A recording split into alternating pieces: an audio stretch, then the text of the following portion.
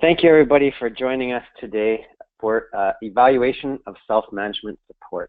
I'm John Lester, and I work with the Center for Collaboration, Motivation, and Innovation, which is a non-profit founded in BC with the mission of fostering empowered partnerships, building helping skills, and creating responsive systems that improve health and well-being.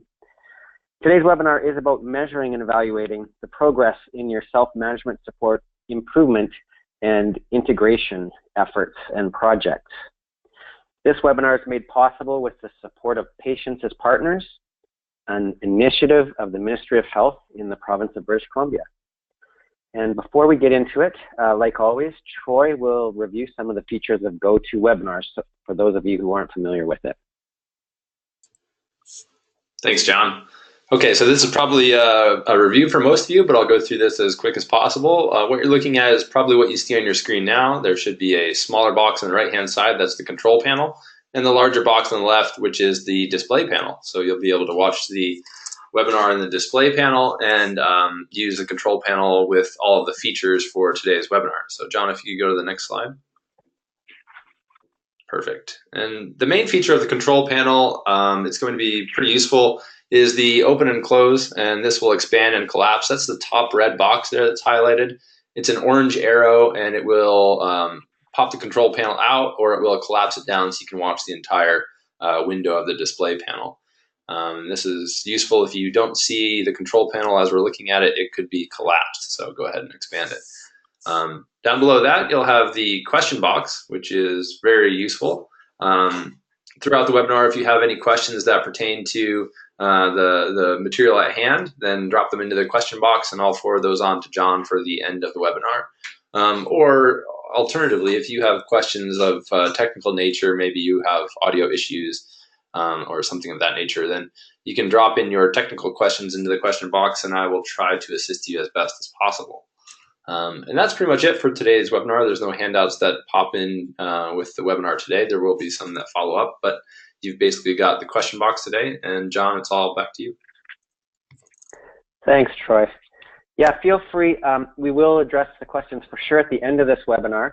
And but if something comes up that we need to stop and explain, we can do that. And for your information, this is being recorded and people will receive a link to it along with the resources post-webinar.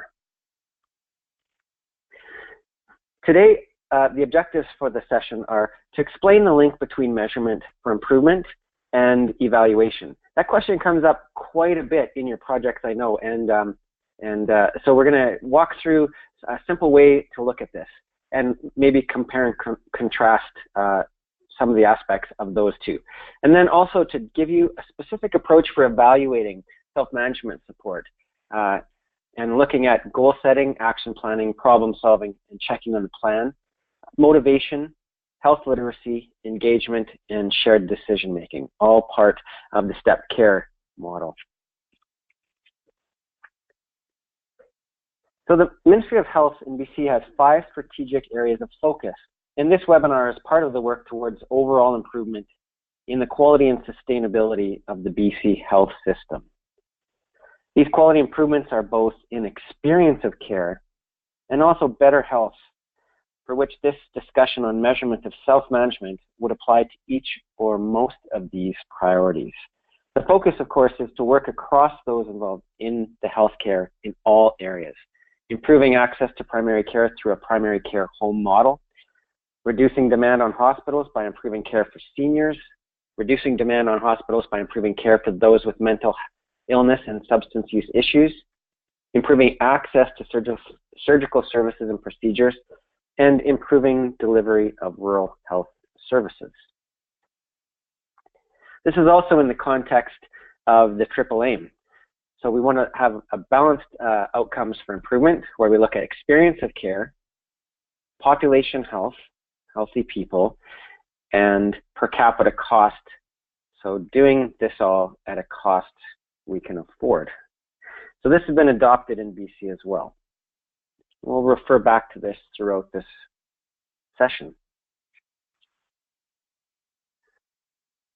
Patient-centered care incorporates each of these, and this framework is from the ministry, there's a policy document that states that patient-centered care puts patients at the forefront of their health and care, ensuring they retain control over their own choices, and helps them make informed decisions and supports a partnership between individuals, families, and healthcare service providers.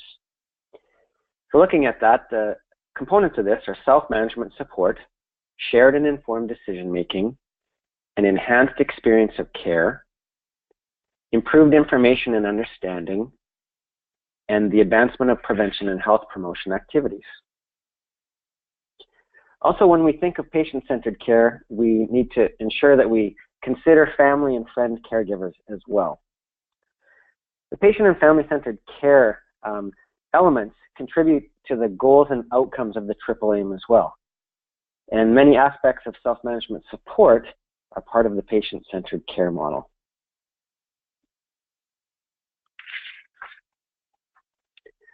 Today, when we talk about the evaluation of your self-management support integration and improvement, we'll be specifically looking at self-management support, shared and informed decision-making, and improved information and understanding.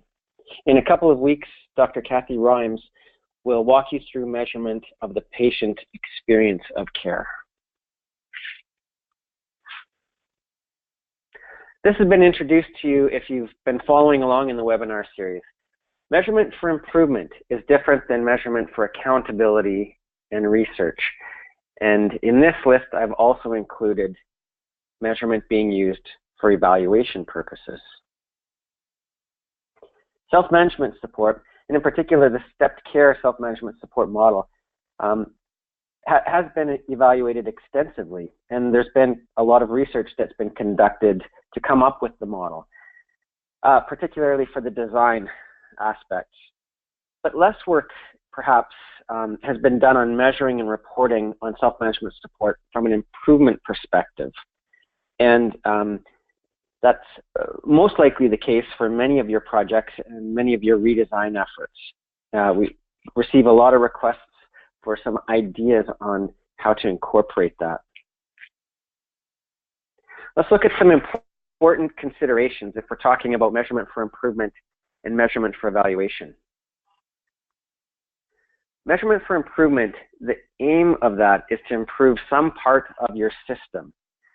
The timeline can be brief, it can be a little bit longer, but we can definitely look at the short term. What is it that you want to improve or change in the next short amount of time? Day, week, couple weeks. And it answers the question in the model for improvement. Is this change actually an improvement, or is it not improving things?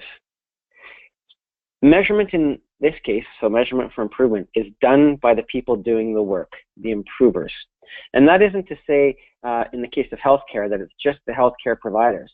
You want to look at who else is involved in the work, and it can be patients and caregivers as well. So I want to make sure that we keep that perspective, that those people, all people that are involved in the work and changing the work, improving the work, can also be involved in the measurement component. So when we think about it that way, patient measures can be sought out for outcome considerations. And also, if you're looking at streamlining your system, patient involvement and patient outcomes can be extremely important. Measurement for evaluation, the aim is to learn what is effective for improvement. So what about your project or initiative is actually resulting in the goals and outcomes that you want? The timeline is the life of your initiative and may consider all the work done in the initiative, from development to testing to implementation, scale up and spread, and all questions from the model for improvement. Methods can include several perspectives, and both qualitative and quantitative approaches can generally be used. Measurement for evaluation can also be helpful in your settings in comparing efforts across your across geography or across different units or across different parts of your system.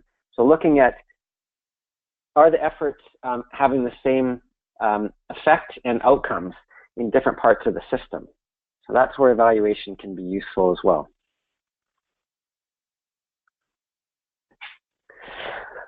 Russell and colleagues in their paper, Evaluation and Measurement for Improvement in Service Level Quality Improvement Initiatives, looked at some commonalities between measurement for improvement and measurement for evaluation. Data collected for both of these can be used for improvement or evaluation. Both have the goal of learning. Both approaches may look at the outcomes of the work as well as the effectiveness of those approaches, so effectiveness of the processes that you're putting in place. And both can and should be used for decision making. Are we going to keep doing what we're doing? Are we going to change what we're doing, try a new approach, or are we going to abandon some of the work that's going on and try a different path?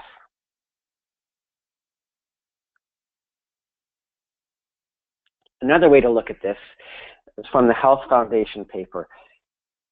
Used well, evaluation can be a quality improvement tool itself. Evaluating on an ongoing basis can help to make important decisions about whether to continue with particular aspects of a project, which approaches need to be adapted, and where innovations should be spread further. What's working and how can we leverage that?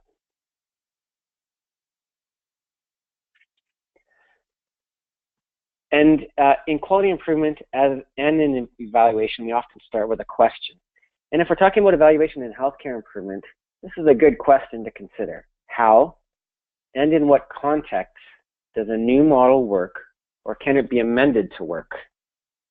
So this can be your guiding question. This would be in addition to the 3 questions you would answer in the model for improvement. And in the abstract to this paper by Gareth Perry et al., they say evaluations start by identifying a program theory that comprises execution and content theories that look at human motivation. These theories should be revised as your initiative or project develops by applying a rapid cycle evaluation approach, very similar to what you do in your improvement work, in which your evaluation findings are fed back to the initiative leads on a regular basis. In the case of the self-management support, improvement, and integration, we're really talking about you redesigning your system to deliver patient-centered care and integrating the self-management support based on the stepped care model, and also at the same time using a known improvement methodology and one that's based on the model for improvement.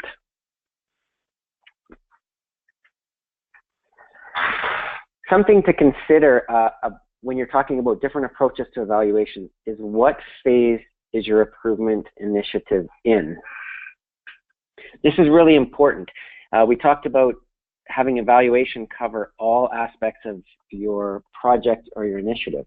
So right from development and planning through to scale up and spread, which scale up and spread was discussed in the quality improvement webinars. In this case, we're talking about evaluating improvement work applied to integration of self-management support. And the concepts and approaches have undergone significant research and evaluation during development. So you're working with a proven model. Many of you have already taken that, done some training, applied it in different parts of your system. Where you probably have less information is on how this model is working on guiding your redesign in the local context. And maybe also how determining how effective your improvement plan has been thus far in guiding your improvement process and your integration efforts.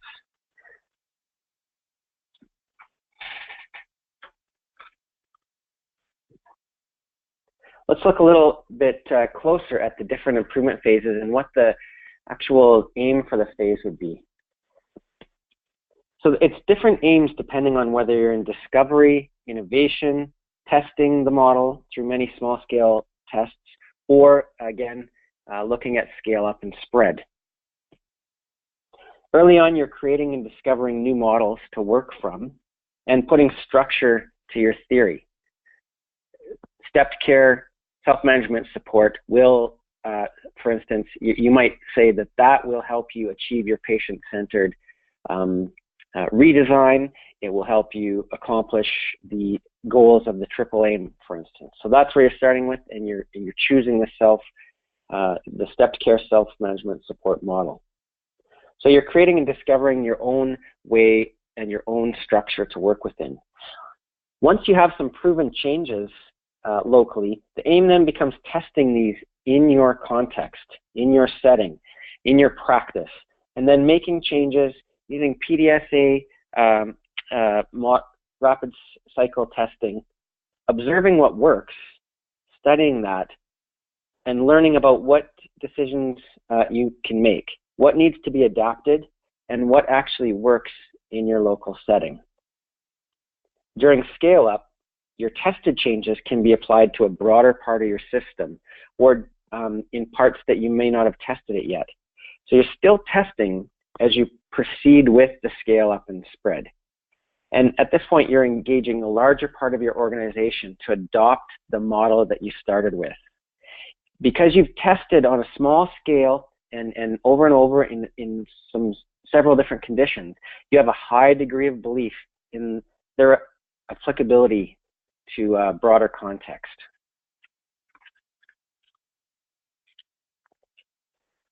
So if we switch from improvement to evaluation, again, you can look at the 3 phases. And evaluation covers across the spectrum, from innovation to testing to scale up and spread. The evaluation of the innovation from a small group of organizations in a limited context. So you're describing the new content theory, which in the case of stepped care, we already have. But it's also providing an estimate of the improvement achieved from applying this theory. In the testing phase, again, many small-scale tests of change. You're taking the theory, coming up with measurement about what the actual effect is over and over. And you're building on your estimate of the improvement achieved. So you're seeing more and more work completed, learning more from all of these tests, and you're able to say how it's working in the specified context. Once you're to scale up and spread, the evaluation looks at describing things that happened and what the overall picture was of how you achieved the outcomes that you did. So you're moving from initial theory to an amended theory of how it works for you in your practice, in your organization, and expanding that out to different areas in your context. And you even have a better idea of the estimate of the effect.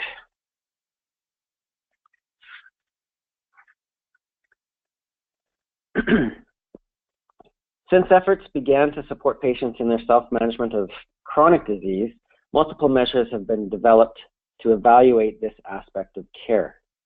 Many of these measures have been used in research programs and some in program evaluation.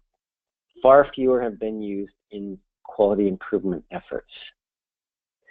And we're going to talk in depth now about measuring the experience of stepped care self-management support. So we want to look at you evaluating your improvement efforts to integrate this. And we'll specifically talk, outline the aspects of patient-centered care that we would address, but we're going to look at step 1 and step 2.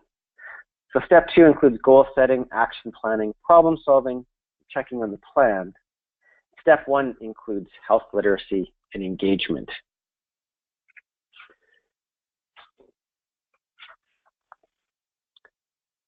So we talked about collecting your data and mentioned that when doing evaluation, you're not just looking at the data collected from 1 or 2 small-scale tests of change. You're really looking at data from multiple sources, including the PDSA cycles. We want to know different perspectives and different parts of the project, and gathering that and looking at what it's telling you about the overall affect whether the overall project is having the intended outcomes. And I always throw this in to say, if you haven't asked a couple of these questions, what would asking these questions give you? So who do you want to go to for information? Who's involved in collecting?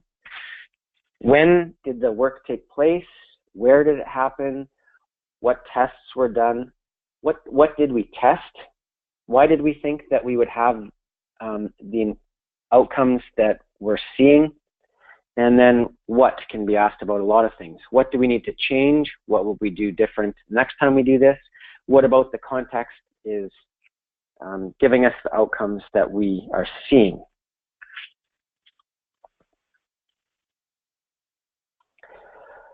So I'm going to introduce you to one method of looking at whether your efforts in integrating the stepped care model are having the impact that you thought. And so we'll walk you through the self-management support survey of patient experience. Now, CCMI put this together from several different sources.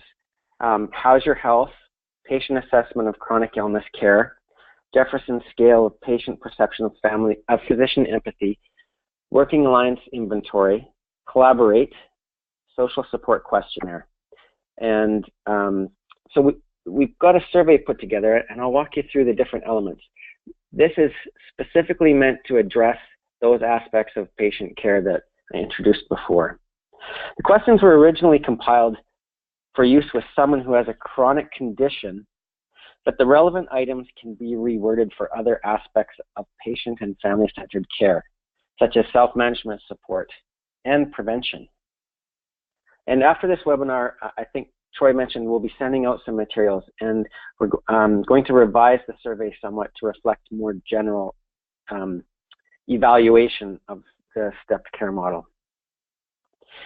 If, for instance, you were addressing in your project only one aspect of the stepped care model, the items for that step can be used. So you could ask just a couple questions. For example, if your healthcare team is working to improve health literacy, for instance, you can track selected measures from the survey that I'm going to outline as we go through. So the survey, what I'm saying is the survey doesn't have to be used in whole each time. The steps in step care covered by this survey include all of these. Environmental, social determinants of health, care team, caregiver circle of support, diversity, cultural competency, health literacy, engagement, shared decision-making, goal setting, action planning, problem solving, and checking on the plan, and motivation. Improving the care delivery for patients by implementing and integrating step care means testing and implementing the items in the steps and then sustaining them in practice. The effects will be evident to the patients and clients that you serve. With this in mind, it's important to evaluate your efforts by getting feedback from patients and clients. And you'll notice that the survey is designed to be used by having patients fill it in.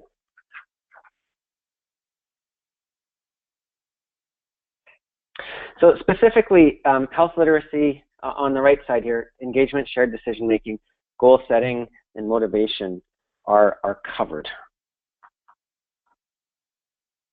Let's take a few minutes and walk through this survey. So as you can see from the instructions, this is meant to be given to patients and clients and have them fill it out. The different sections have different ratings, so that's something to note. So each of the questions will have some subparts and a different rating system. So in this case, how would you rate the information your healthcare team gave you about? And then there are some specific questions for chronic conditions, how to care for them, services available in your community to help you, options for getting physical activity, and options for healthy eating.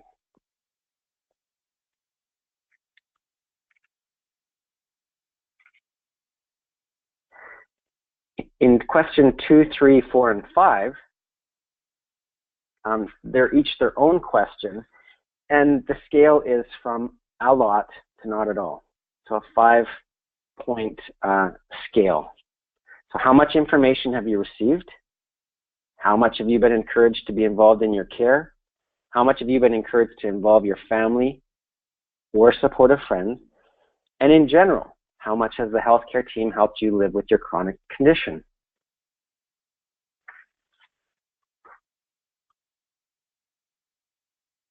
In this question, question 6, people are asked to mark how strongly they agree with the following statements. So it's 4 points. I strongly agree, I do not agree, and I'm not sure. So this addresses communication and understanding. Also, some aspects, my healthcare team asked me about my ideas and what I wanted when we planned my care, so shared decision making. Values, beliefs, and traditions come in here. Consistency of communication and messages. Whether the person has support, whether they have a clear understanding based on your efforts working with them, and whether they feel understood. Question 7, they get to check if any of these things have been a part of your care. Setting goals, helping make a healthy change. If they run into trouble, they know what supports they have within your system. And then some financial aspects. So taking in consideration things outside just the healthcare delivery. 8 is effort made by the team, understanding, listening, choosing what matters. And then 9, a very important question, is about their confidence. How confident are you can control and manage most of your problems? Like I mentioned, this was pulled together, and some of the focus is on managing chronic disease. And of course, a lot of people that are living with chronic disease, we are talking about applying the step care self-management model to that work, to the redesign. And this would be some of the outcomes that we would want from those efforts. So we're asking patients and clients to fill this out. But this can also apply to any patients and clients that would be the recipients of your redesign efforts. And this can be, the questions themselves could be modified so the wording is more general or more specific to your service delivery area.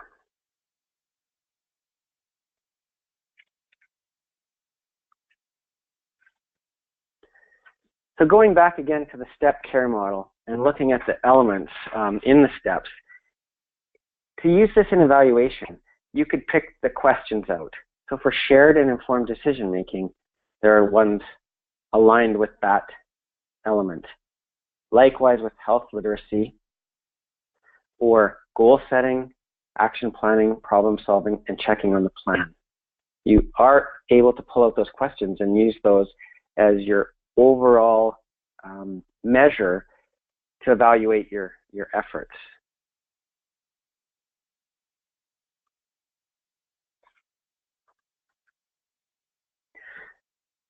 So we briefly looked at the elements of patient-centered care, talked about evaluation of improvement efforts, and gave some resources that you can access and look at comparing and contrasting improvement approaches with evaluation approaches.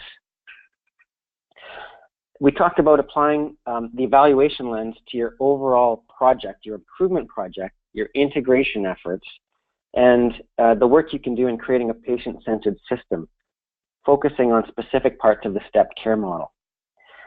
Effective evaluation and improvement work really go hand in hand with understanding and learning about whether your changes are improving your system.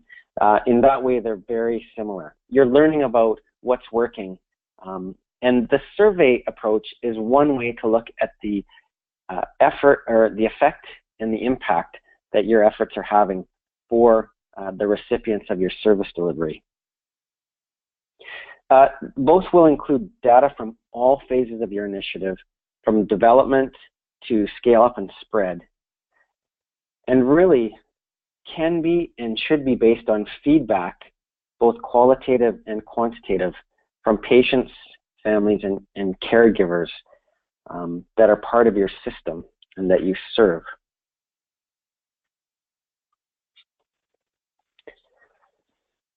So I'm going to check in, Troy, and see if we have any questions thus far.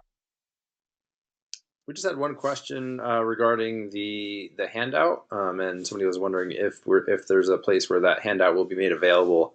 I responded to everyone, but just to make that clear, we're going to get that on the resource page and hopefully have that out for you guys by Friday. Is that right, John? That's right. Yeah, we're going to modify it so that the language is a bit more general, and yeah, we'll have a version available to you to use.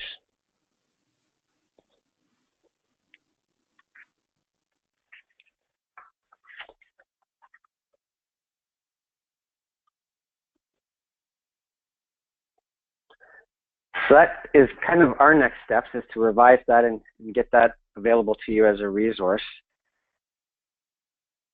The next webinar will be a week from today, and that's on social determinants of health with April Lawrence and Jenny Spring. And that's all I had today about improvement and evaluating your improvement efforts.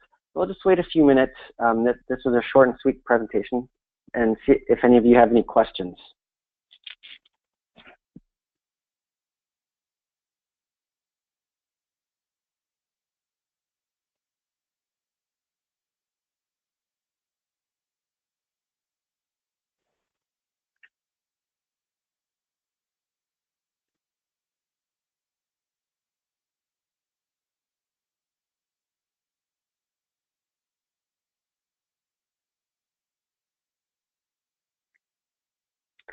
One question that comes up and that I have had in the past is, isn't this oversimplifying our evaluation? And I worked with an evaluator to set up some evaluations of some programs that I was involved with, looking at some of the patient-centered aspects of it. And to my surprise, that person came back with survey and scales very similar to what we presented today. And I was surprised, and she said, well, if you want to know if it's having the effect, then just ask the recipients of your service whether it's having those effects. So the scale, or the survey that we presented today, really does look at what the overall effects of your integration efforts will be. It's not the only thing that you need to look at, not the only data, of course, but it is some outcome data.